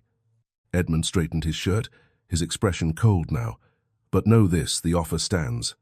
When Charlotte realizes you cannot give her what she needs, when she finally accepts that your marriage is a prison rather than a partnership, I'll be waiting. And next time, she might accept." Alistair wanted to hit him, wanted to wipe that confident expression off his face, but violence would solve nothing. Instead, he turned and stalked from the room, his hands clenched into fists. In the dark hallway, he stopped, pressing his fist against the wall as Edmund's words echoed in his mind. "You cannot give her what she needs. Your marriage is a prison. She's been alone for years." Every accusation was true, every word a knife in his chest because he had done this. He had created this situation through his silence, his distance, his cowardice in the face of duty and expectation. And now he might lose her entirely. Not because she didn't love him, but because he had failed to show her that he loved her more than any legacy, any title, any expectation society might place upon them. Alistair pressed his forehead against the cold wall and wondered if it was already too late to save what remained of his marriage. If Charlotte would choose escape, over fighting for what they had once shared. Tomorrow, Edmund would leave, but the damage was done. The offer had been made, and Charlotte, lonely and hurting and desperate for any validation, now had an alternative to consider. Alistair remained in that dark hallway long into the night, wrestling with the knowledge that he was losing the only thing that had ever truly mattered to him and that he had no one to blame but himself. Chapter 7. Clara's Revelation. Charlotte stood at her sitting-room window as dawn broke over Blackwood Manor, watching Edmund's carriage disappear down the tree-lined drive. The December morning was bitter cold, frost glittering on every surface like scattered diamonds. She pressed her palm against the icy glass, her breath fogging the pain. He was gone. She felt relief profound and immediate, as if a weight had been lifted from her chest. But underneath the relief lurked something more complicated. Doubt, perhaps. Or regret for what his departure represented. The closing of a door she had never truly intended to walk through, yet had found strangely comforting to know existed. Edmund's proposal had been impossible, of course. She had known it the moment the words left his lips. She loved Alistair despite everything, despite the distance and pain and accumulated hurt. The marriage might be broken, but it wasn't beyond repair. At least, she hoped it wasn't. But the temptation had been real. The desire to escape, to start fresh, to stop being the problem that needed solving that had been desperately, dangerously real. Charlotte turned from the window, wrapping her shawl more tightly around her shoulders. She had not slept. After Edmund's departure had been arranged, Alistair's terse announcement at breakfast, Edmund's stiff bow, the careful avoidance of her eyes, she had retreated to her chambers and spent the night staring at the ceiling, her mind churning with impossible choices and unanswerable questions. Now, in the grey morning light, she felt hollowed out, empty, as if all the emotion of the past weeks had finally drained away, leaving nothing but exhaustion. A knock at the door made her start. "Come in," she called, expecting Mary with breakfast. Instead, Clara Hawke entered, and Charlotte's breath caught at her appearance. Clara's face was pale, her eyes red-rimmed as if she'd been crying. She clutched a leather portfolio to her chest with white-knuckled hands. "Clara?" Charlotte moved toward her friend immediately. "What's wrong? What's happened?" "I need to speak with you." Clara's voice trembled. "Privately. It's urgent." Charlotte quickly checked that the corridor was empty, then closed the door. "Of course. Sit down. You look dreadful. Shall I ring for tea?" "No. No tea." Clara moved to the settee but didn't sit, pacing instead like a caged animal. "Charlotte, I must tell you something about my brother. I know he's been manipulating this entire situation." Charlotte felt ice settle in her stomach. "What do you mean?" Clara finally sat, placing the portfolio on her lap with trembling hands. "Do you remember when I warned you to be careful? When I said Vincent seemed unusually interested in Lord Carter's stay?" "Yes. I've been watching him since then, observing, and what I've discovered." Clara's voice broke. She pressed her fingers to her eyes, composing herself. "Charlotte, my brother is not the man you think he is. He's not the man Alistair thinks he is. Clara, you're frightening me." "Good. You should be frightened." Clara opened the portfolio with shaking hands. 3 weeks ago, I began investigating Vincent's activities. I know how he works. I've seen him manipulate situations before, when we were younger. He has a gift for it, for positioning himself to benefit from others' misfortunes. She pulled out a letter, the paper fine quality, the handwriting unmistakably Vincent's. "This is correspondence to Lord Carter," dated October, 2 weeks before he arrived at Blackwood Manor. Charlotte took the letter, her heart pounding. She read, "My dear Carter, I trust this letter finds you well, though I suspect your financial difficulties continue to press upon you. I may have a solution that could benefit us both. There is a situation developing at Blackwood Manor that requires delicate handling. Her Grace, the Duchess, finds herself in a most unfortunate position, unable to provide the heir that duty demands. His Grace grows increasingly troubled by this failure. You were once close to Lady Charlotte, were you not? Before her marriage? I wonder if you might consider a visit to the area. Purely social, of course. Old friends reuniting. Her Grace has been quite isolated of late, and I believe she would welcome familiar company. There may be opportunities for a man of discretion who finds himself in the right place at the right time. We should discuss this further. I remain, as always, interested in mutually beneficial arrangements." Charlotte's hands trembled as she lowered the letter. "He invited Edmund here. deliberately. There's more. Clara handed her another document, a financial ledger showing a substantial loan from Vincent to Edmund Carter, dated the week before Edmund's arrival. He bought his cooperation, paid off Edmund's most pressing debts in exchange for, what? Playing the charming suitor? Making you feel valued? Creating the appearance of impropriety? Charlotte felt sick. Edmund knew. He was working with Vincent from the beginning? I believe Edmund's feelings were genuine, Clara said carefully. But yes, Vincent manipulated his presence here, used his financial desperation to position him as a threat to your marriage. Why? Charlotte's voice was barely a whisper. Why would Vincent do this? Clara pulled out more documents, spreading them across the settee between them. Because he wants the Blackwood fortune. He's been planning this for months, perhaps years. Charlotte stared at the papers before her. A draft legal document proposing the adoption of Vincent's 12-year-old son as Blackwood heir, correspondence with various nobles, each letter carefully worded to spread doubt about Charlotte's adequacy as a duchess. Estate transfer documents, partially completed, awaiting only Alistair's signature. And then, the most damning evidence of all, a letter from Vincent to his wife, dated just 2 weeks prior. My dearest, events progress as planned. His Grace grows more desperate daily, and her Grace more isolated. Carter plays his role admirably, the charming friend who reminds her of happier times. The emotional distance between husband and wife widens with each passing day. If all continues as expected, Blackwood will be forced to accept the inevitable. Divorce, adoption of our dear William as his heir, and the positioning of our family to control the Blackwood interests during the boy's minority. Within the year, we shall have what we've worked toward for so long. The Blackwood fortune, the estate, the title's influence, all effectively ours to manage. Remain patient, my love. Victory is within reach. Charlotte read the letter twice, her hands shaking with fury. He wanted Alistair to divorce me, to adopt his son, to give Vincent control of everything. Yes. Clara's voice was thick with tears. He's been poisoning your marriage for years, Charlotte. Every comment about heirs, every suggestion of divorce, every manipulation designed to make you both feel inadequate and isolated. He wanted to destroy your relationship so completely that Alistair would have no choice but to turn to him for a solution. His solution being Vincent's own son as heir. Charlotte's voice was cold now, the shock giving way to rage. Giving Vincent control of the Blackwood estate through a 12-year-old boy, he would effectively become Duke in all but name. And I suspect, given enough time, he would find ways to absorb the Blackwood wealth entirely. Clara wiped at her tears. He's my brother, Charlotte, my own blood, but what he's done to you, to your marriage, to his Grace, it's unconscionable. I couldn't stay silent. I couldn't let him destroy you both for his own ambition. Charlotte stood abruptly, pacing to the window.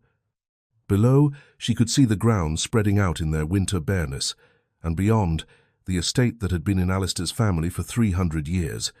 Vincent had been willing to destroy all of it, her marriage, Alistair's peace, her own sense of self-worth for money and power. How long have you been investigating? Charlotte asked. 3 weeks. Since the night I overheard him speaking with Edmund in the billiards room. I couldn't hear specifics, but the tone. I knew something was wrong.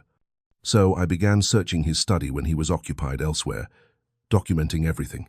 Clara stood, coming to join Charlotte at the window. He has a history of this, you know. When we were younger, he manipulated our father into disinheriting our younger brother over a fabricated scandal. Robert died alone and penniless because Vincent wanted his portion of the inheritance. Charlotte turned to her friend, seeing the pain in Clara's eyes. That must have been agonizing for you, to discover this about your own brother. It was. It is. Clara's voice broke. But I couldn't let him do it again. Couldn't let him destroy another family for his greed. You've been my dearest friend, Charlotte, and his Grace doesn't deserve this betrayal from the man he trusted most. Charlotte felt a surge of affection for Clara, followed immediately by determination. She had spent weeks feeling worthless, feeling like the problem, allowing Vincent's carefully crafted narrative to convince her she was the obstacle to Alistair's happiness. But she wasn't the problem. She had never been the problem. Vincent was the problem, and it was time to expose him. We must tell Alistair, Charlotte said firmly. Together, right now, before Vincent can destroy any of this evidence. Clara nodded. I was hoping you'd say that. They gathered the documents carefully, returning them to the leather portfolio. Charlotte's hands were steady now, her purpose clear. Whatever damage had been done to her marriage, whatever distance had grown between her and Alistair, they could face it together once the true villain was exposed. "Do you know where His Grace is?" Clara asked. "The library, most likely. He's been spending mornings there since," Charlotte's voice faltered. "Since Edmund arrived, since everything began to fall apart. Since he began avoiding his study, I think Vincent's presence there has become unbearable to him." They found Alistair exactly where Charlotte predicted, standing by the library's tall windows, staring out at the grounds with a glass of brandy already in his hand despite the early hour. He looked gaunt, exhausted, as if he'd aged years in the past week. Charlotte's heart twisted at the sight of him. Whatever had broken between them, he was still her husband, still the man she had chosen, and Vincent had been systematically destroying him, just as he'd been destroying her. "Alistair," she said softly from the doorway. He turned, and for a moment, surprise flickered across his face, surprise at her presence, at the use of his given name rather than his title. Then his eyes moved to Clara, to the portfolio in Charlotte's hands, and his expression shifted to wariness. "Charlotte, Miss Hawke." His voice was carefully neutral. "Is something wrong?" Charlotte approached slowly, Clara following. She saw him tense, saw him prepare for another confrontation, another painful conversation. But when their eyes met, truly met, for the first time in weeks, she saw something shift in his expression. Recognition, perhaps, or hope. "Alistair, I need you to listen," Charlotte said, her voice steady despite the emotion churning inside her. "There's something you must know about Vincent, something we both need to know." She placed the leather portfolio on the library table between them, her hand lingering on its worn surface. "Our marriage has been under attack," she continued, holding his gaze, "but not in the way we thought. Not because of my failure to conceive, not because of Edmund's presence, not even because of our own mistakes, though we've made plenty." She opened the portfolio, revealing the damning evidence within. "We've been under attack by the one man you trusted most, and it's time we fought back." Alistair stared at the documents, then at Charlotte, then at Clara's tear-stained face. Charlotte saw the moment comprehension began to dawn, confusion giving way to disbelief, then to a cold, terrifying fury. "Tell me everything," he said quietly, and so they did. Chapter 8. The Confrontation. The study had never felt more like a war room. Alistair sat at his desk, the leather portfolio open before him, documents spread across the mahogany surface like evidence at a trial. Charlotte stood beside him, close enough that her skirts brushed his arm, a small intimacy that felt monumental after weeks of distance. Clara occupied the chair opposite, her hands folded tightly in her lap, her face pale but determined. The fire crackled in the hearth, casting dancing shadows across the walls as afternoon faded toward evening. Outside, winter darkness was falling fast, mirroring the cold fury building in Alistair's chest. "He's been my advisor for 8 years, Alistair said quietly, his finger tracing the signature on one of Vincent's letters. "My father's advisor before that. I trusted him with everything, the estate finances, personal matters, my marriage." His voice broke slightly on the last word, and Charlotte's hand moved without conscious thought to rest on his arm. The touch was tentative, testing, but Alistair covered her hand with his own, holding it there. "He betrayed us both," Charlotte said softly, "but now we know the truth. Now we can fight back." Alistair looked up at her, really looked at her for the first time in weeks. He saw the exhaustion in her pale blue eyes, the tension in her shoulders, but also something new, or perhaps something old, rediscovered. Strength, determination. The woman he had married, finally emerging from beneath the weight of manufactured guilt. "I should have seen it," Alistair said. "Should have questioned his motivations, his constant pressure about heirs and duty. I was so caught up in my own inadequacy, my own fear of failure, that I never stopped to ask whose interests he truly served." Clara spoke up, her voice heavy with guilt. "He's very good at manipulation. He's had decades of practice, and he used your honor, your sense of duty, against you, both of you." Alistair stood abruptly, moving to the bell pull. "Enough. It ends tonight. I want him here, now." As they waited for Vincent to arrive, Charlotte remained close to Alistair. The silence between them was different now, not empty, but full of things that needed to be said once this immediate crisis had passed. Charlotte, Alistair said suddenly, turning to face her. Before he arrives, I need to say something. She met his gaze, waiting. I'm sorry. The words came roughly, as if torn from somewhere deep inside him. For all of it. For not fighting for you. For letting him poison my mind with doubt. For making you feel worthless when you are. His voice caught. When you are the most valuable thing in my life. I should have told you that every day. Instead, I let silence and distance destroy what we had. Charlotte felt tears prick her eyes. I'm sorry, too. For withdrawing. For not trusting you enough to share my pain. For letting myself believe his lies about my inadequacy. She took a breath. And for not being honest with you about how deeply lonely I've been. Alistair reached for her hand, and this time she didn't pull away. His fingers laced through hers, warm and solid and real. They stood there for a moment, connected, before the sound of footsteps in the corridor announced Vincent's arrival. Charlotte squeezed Alistair's hand once, then released it. They had a battle to fight, but at least now they would fight it together. Vincent entered with his characteristic confidence, his sharp features arranged in an expression of polite inquiry. Your Grace, you sent for me. His eyes flicked to Charlotte, then to his sister, and something wariness, perhaps flickered across his face. Miss Hawke, Lady Charlotte, an unusual gathering. Sit down, Vincent. Alistair's voice was cold, controlled. He remained standing, positioning himself behind his desk like a judge behind a bench. Vincent hesitated, then took the indicated chair. Is something wrong, Your Grace? That depends on your perspective. Alistair gestured to the documents spread before him. I've been reviewing some interesting correspondence. Perhaps you'd like to explain these letters. He pushed the first document across the desk, Vincent's letter to Edmund Carter, inviting him to Blackwood Manor. Vincent's eyes scanned it, and Charlotte saw his jaw tighten almost imperceptibly. I merely suggested an old friend visit, Vincent said smoothly. I thought the company might do Her Grace good. She seemed quite isolated. Indeed. How thoughtful. Alistair's tone was glacial. He pushed forward another document. And this loan you extended to Lord Carter, also an act of friendship? I help where I can. And this? Alistair's voice rose slightly as he presented the draft adoption papers. Planning to help yourself to my estate as well? To install your son as my heir without my knowledge or consent? Vincent's composure cracked. He straightened in his chair, his expression hardening. Your Grace, you must understand. No, you will understand. Alistair leaned forward, his hands flat on the desk. You will understand that I have read every letter, every document, every piece of evidence that proves you have been systematically manipulating me, my wife, and my household for your own financial gain. Clara stood, moving to stand beside Charlotte. He's been planning this for months, Your Grace, perhaps years, using your trust, your honor, your marriage, all as tools to position himself to control the Blackwood fortune. Vincent turned on his sister, his face contorting with fury. You betray your own blood for her, he gestured dismissively at Charlotte. For a woman who cannot even perform the most basic function of a wife. The words hung in the air like poison. Charlotte felt something inside her snap, not break, but transform. All the guilt, all the shame, all the worthlessness she had carried for so long crystallized into pure, righteous anger.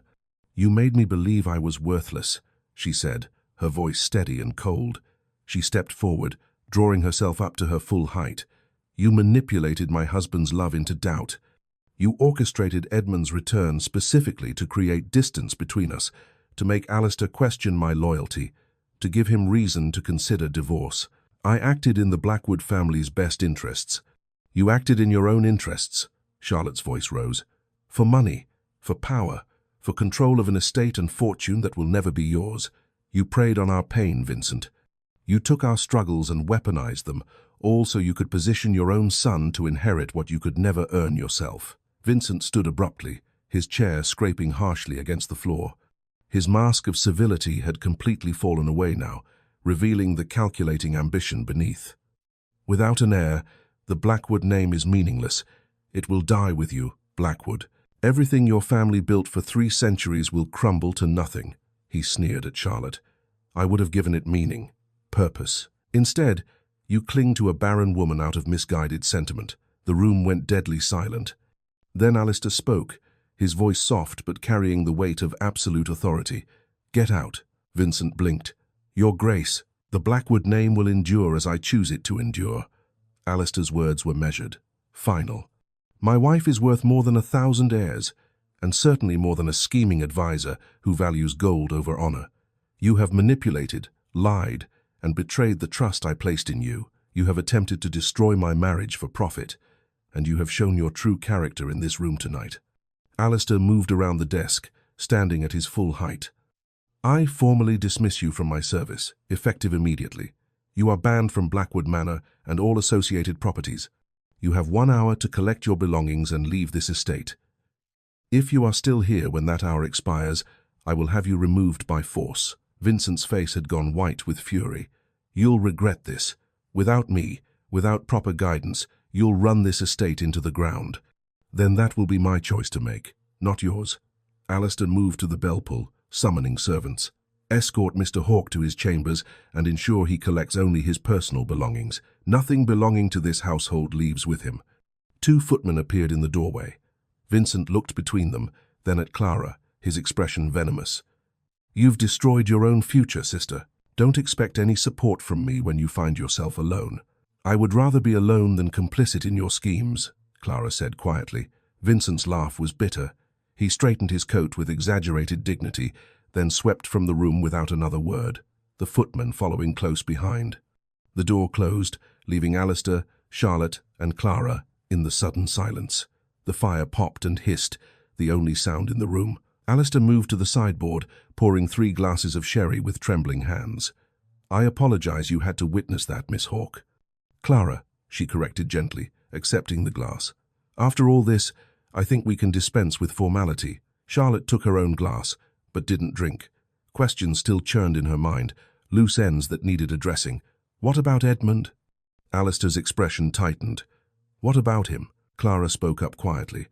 The letters show Vincent paid his debts in exchange for pursuing Charlotte's attention, creating the appearance of impropriety. Edmund was complicit, though perhaps not from the beginning. He was weak, Charlotte said, her voice sad. Not evil, but weak. Desperate enough to accept Vincent's money and play his role. But he made his choice, and I made mine. He's gone now. Alistair was silent for a long moment, staring into his glass. Then, without looking at Charlotte, he asked the question that had clearly been haunting him. Did you?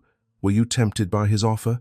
To leave with him? Charlotte could have lied, could have spared him the pain of truth, but they had lived with lies their own and Vincent's for too long. For a moment, she said honestly, I was tempted by the escape he offered, by the possibility of a life where I wasn't constantly reminded of my failure, where I could be valued for who I am, rather than mourned for what I cannot provide. Alistair flinched as if struck. But I never wanted him, Charlotte continued firmly. I wanted what he represented, freedom from judgment, from expectation, from pain. But the man himself? No, I never wanted Edmund. Only you. I have only ever wanted you.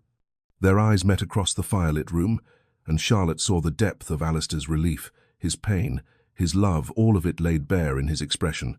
Clara cleared her throat delicately. I believe I should retire for the evening. It's been... She gave a small, exhausted laugh. It's been quite a day. Clara, Charlotte moved to embrace her friend. Thank you for your courage, for your loyalty, for everything. Thank you for not turning me away when I brought you such terrible news about my own brother. Clara's eyes were bright with tears. I hope you can both find your way back to each other now. After Clara departed, closing the door softly behind her, Alistair and Charlotte stood on opposite sides of the study, the full weight of the evening's revelations settling over them. The fire burned low in the hearth. Outside, full darkness had fallen, and between them, finally, lay the truth, painful, messy, but cleansing. So, Alistair said quietly, what happens now? Charlotte looked at her husband, really looked at him, and saw not the Duke, not the disappointed aristocrat, but simply Alistair, flawed, hurting, but hers. Now, she said, we talk, really talk, about everything we should have said months ago, years ago, everything Vincent's manipulation prevented us from saying. Alistair nodded slowly. I don't know how to fix what's been broken between us. Neither do I, Charlotte admitted. But perhaps we could start by being honest, by remembering why we chose each other in the first place, by deciding if what we had is worth fighting for. "It is," Alistair said immediately. "Charlotte, it is. You are worth fighting for. Our marriage is worth fighting for. I don't know if I haven't already destroyed it beyond repair." Charlotte crossed the room, standing before him. This close, she could see every line of exhaustion on his face, every shadow of pain in his eyes. But she could also see hope, fragile, tentative, but real. "Then let's find out," she said softly. "Together." Chapter 9. The line ends with me. The study felt different now, warmer somehow, despite the fire burning low in the hearth. Alistair and Charlotte stood facing each other, the space between them charged with possibility and fear in equal measure. "I don't know where to begin," Alistair said, his voice rough. "The beginning, perhaps." Charlotte moved to the settee, settling onto its edge. "Or the middle, or anywhere that feels true." Alistair joined her, maintaining a careful distance close enough to touch, but not touching. "Not yet. I never needed an heir," he said suddenly, the words rushing out as if they'd been dammed up too long. "I know that sounds absurd, given everything that's happened, but it's true. I only ever needed you. But I was so caught up in what I should want, what society demanded, what duty required, what 300 years of history expected, that I forgot what I did want." He turned to face her fully. "I wanted a partner, a companion, someone to share this life with in all its complexity and responsibility and occasional joy. I had that, Charlotte. I had you, and I let Vincent's poison and my own cowardice convince me it wasn't enough." Charlotte felt tears sliding down her cheeks. "I felt like I'd tricked you, like you'd married me expecting one thing and I'd given you nothing. Every month when my courses came, I felt like I was disappointing you all over again, failing at the one thing I was supposed to do. You gave me everything," Alistair said fiercely. "Love, partnership, a home that felt like more than just stone and history. You gave me laughter and conversation, and someone who saw past the title to the man beneath. I was just too blind to see it, too consumed by imagined obligations to appreciate what I actually had." They sat in silence for a moment, the weight of years of miscommunication settling between them. "What will we tell people?" Charlotte asked finally. "Society will never accept this decision. To deliberately forego an heir, they'll see it as shirking duty, as selfishness." Alistair's laugh was short but genuine. "Then society can go hang. I'll make a formal declaration. The Blackwood line ends with me, by choice, because my wife is worth more than any legacy of blood and title. Let them talk. Let them judge. I'm finished caring what anyone thinks except you." Charlotte searched his face for doubt, for reservation, but found only certainty. "You mean that?" "With every fiber of my being." Alistair shifted closer. "But that doesn't mean the Blackwood name dies meaninglessly. We can build a different kind of legacy, one that actually matters." "What do you mean?" "A charitable foundation," Alistair said, warming to the idea. "For women's education. You've always been passionate about that. We could establish a school in the village, fund scholarships for girls who show academic promise, make real opportunities available to those who would never have them otherwise." Charlotte felt something lift in her chest, hope, perhaps, or purpose. A school, yes, and we could support young scholars and artists. Offer patronage to those with talent but no connections. Agricultural innovation, Alistair added, his eyes bright now. "I've been reading about new farming techniques. We could implement them here, create more sustainable practices, more jobs for local families, make Blackwood Manor a centre for progressive thought rather than just another aristocratic estate clinging to the past. We could actually do good," Charlotte said wonderingly. "Real, tangible good. Not just exist as decorative figureheads, but create something that outlasts us." "Yes." Alistair reached for her hand, tentative. "If you'll help me. If you'll build this new legacy with me." Charlotte laced her fingers through his, and the simple connection felt like coming home. "I will. Of course I will." Alistair stood, drawing her up with him. They faced each other in the firelight, and Charlotte saw everything in his expression. Love, regret, hope, determination. "I love you," he said, his free hand coming up to cup her face. "Only you. Always you. Not the Duchess who might have given me heirs. Not some idealized version I constructed in my mind. You, Charlotte. Exactly as you are." Charlotte's voice broke on a sob. "And I love you. Not the Duke, not the estate or the title or any of it. You, Alistair. Just you." He drew her close, their foreheads touching, breathing the same air. "Can we start again? Not forget what's happened. We can't do that. And perhaps we shouldn't, but begin fresh from here." "Yes," Charlotte whispered. "Please, yes." When Alistair kissed her, it was tender and desperate and healing all at once. Years of pain and loneliness and miscommunication dissolved in that moment, replaced by something simpler and infinitely more precious: love, acknowledged and reciprocated, and finally given room to breathe. They held each other in the firelit study long into the night, talking and crying and laughing and slowly, carefully beginning to rebuild what had been broken. And when they finally retired to their chambers, it was together the door to Charlotte's dressing room left open, the distance between them finally, blessedly closed. 6 months later, sunlight streamed through the breakfast room windows, turning Charlotte's hair to gold as she bent over a letter. Late spring had transformed Blackwood Manor's grounds into a riot of green and bloom, and the windows stood open to admit the sweet air. "Listen to this," Charlotte said, her voice bright with excitement. "Miss Patterson writes that 3 of our girls from the school have qualified for the advanced mathematics program at the academy in York." "3, Alistair. From our little village school." Alistair entered, still in his riding clothes from an early morning inspection of the new irrigation system. He carried his own letter, grinning. "And young Thomas Fletcher, the blacksmith's son we're sponsoring at Cambridge, has been asked to present his paper on agricultural mechanics to the Royal Society." He leaned down to kiss Charlotte's cheek, and she smiled up at him, stealing a strawberry from his plate as he sat beside her rather than at the opposite end of the table. "Thief," he accused fondly. "Provider of necessary nutrients to your wife," she corrected, popping the berry into her mouth. Their easy banter was interrupted by the arrival of the morning post. Most of it was routine estate business, thank-you notes from scholarship recipients, invitations to local gatherings, but one envelope made Charlotte's smile falter. She opened it, read the contents, and Alistair saw her expression close slightly. "What is it?" Charlotte handed him the invitation. "Lady Pemberton's summer ball. She includes her condolences for the unfortunate end of the Blackwood line."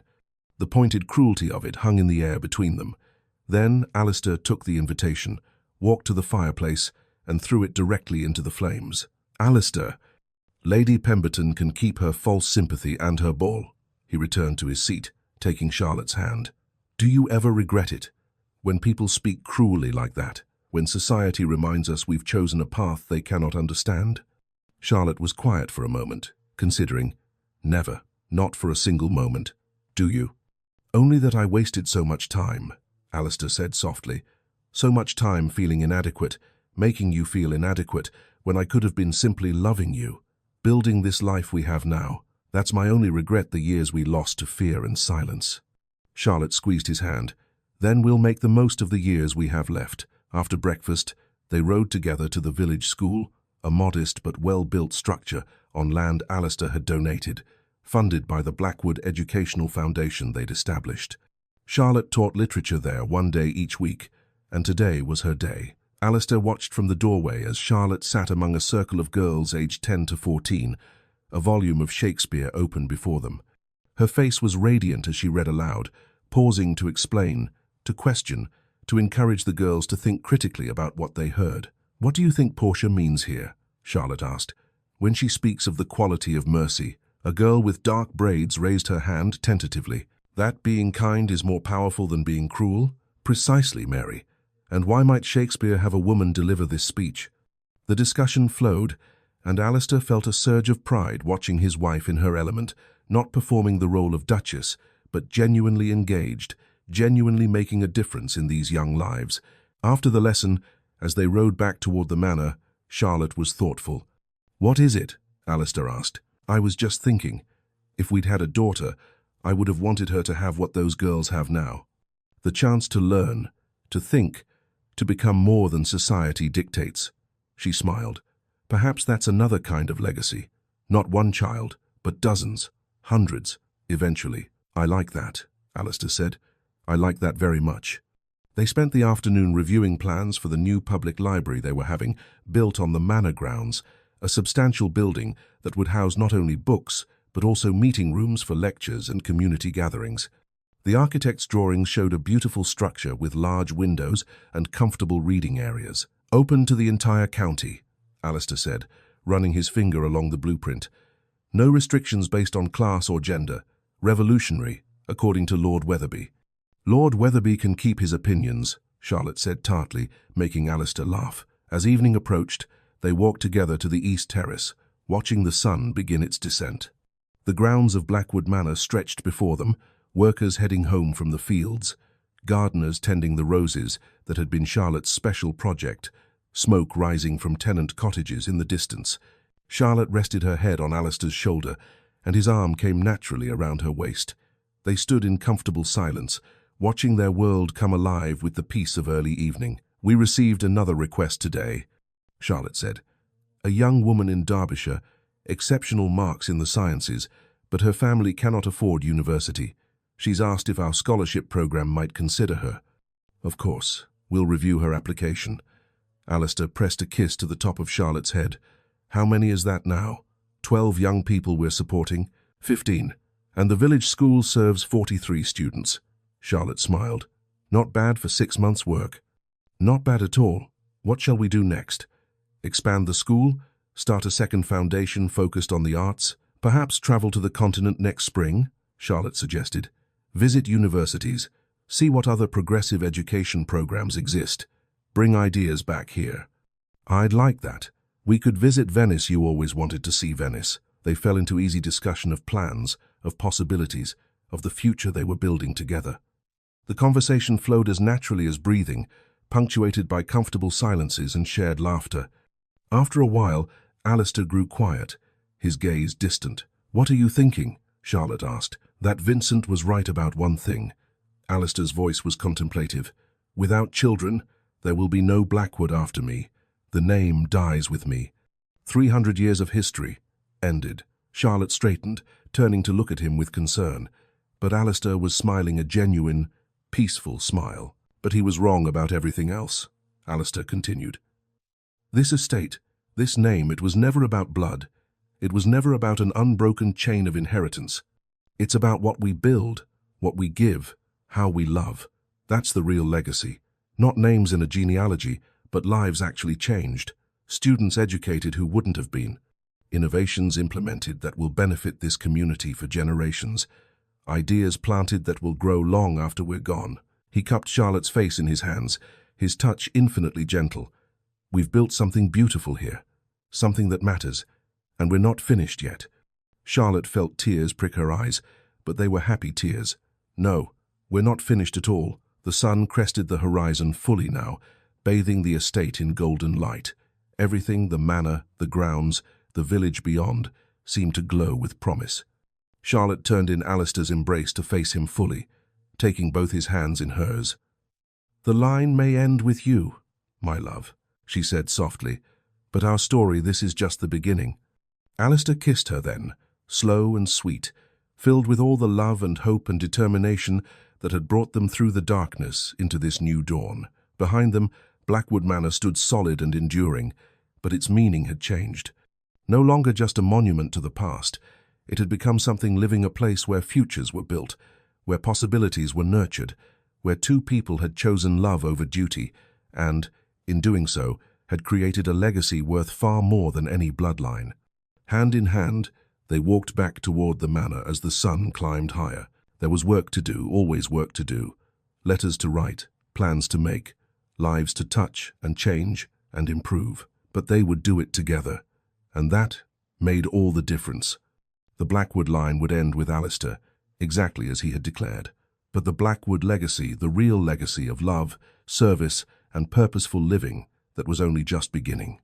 And it would endure long after the last Duke and his devoted Duchess had passed into memory, carried forward by the hundreds of lives they had touched and the example they had set, that sometimes the greatest act of duty is choosing love. That sometimes the noblest legacy is built not on blood, but on the countless small acts of kindness and courage that ripple outward to change the world. Part 2. The Impossible Gift. Overview. 6 months after choosing love over legacy, the impossible happens. Just as Alistair and Charlotte have found peace in their decision to let the Blackwood line end with them, building schools, changing lives, and creating a legacy of love rather than blood, Charlotte begins experiencing unusual symptoms. What follows is a journey neither dared to hope for, a pregnancy that defies all medical expectations. But this miraculous blessing brings its own challenges.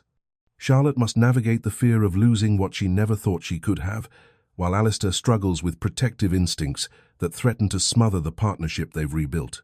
Society, which condemned them for their choice, now watches with predatory interest, waiting to see if this miracle will validate their cruel judgments or prove to be false hope. As Charlotte's pregnancy progresses, both must confront a terrifying question. After building an entire future around being enough without children, can they embrace this unexpected gift without losing themselves? And when complications arise that put both Charlotte and the baby at risk, Alistair faces the ultimate test, choosing between the heir he never thought he'd have and the wife he cannot live without. Part 2 explores the complexity of getting what you thought you wanted only after you'd made peace without it, the terror of hoping again after accepting loss, and the profound truth that sometimes the greatest miracles come not when we're desperately seeking them, but when we finally learn to be content without them. The line may have been meant to end with him, but fate, it seems, had other plans.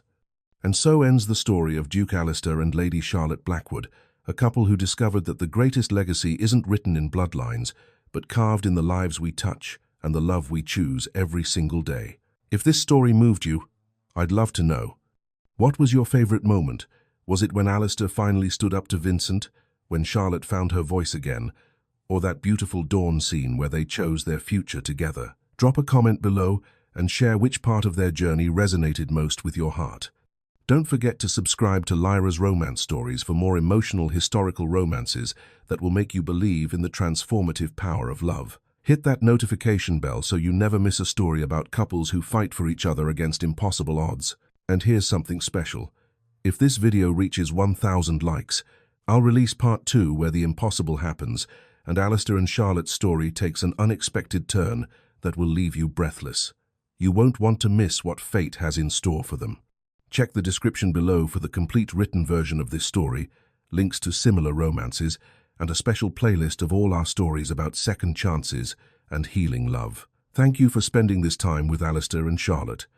Until our next story, remember, true legacy isn't about what we inherit, it's about what we choose to build, who we choose to love, and the courage to define our own happiness. This is Lyra, reminding you that the best love stories are the ones where two imperfect people refuse to give up on each other.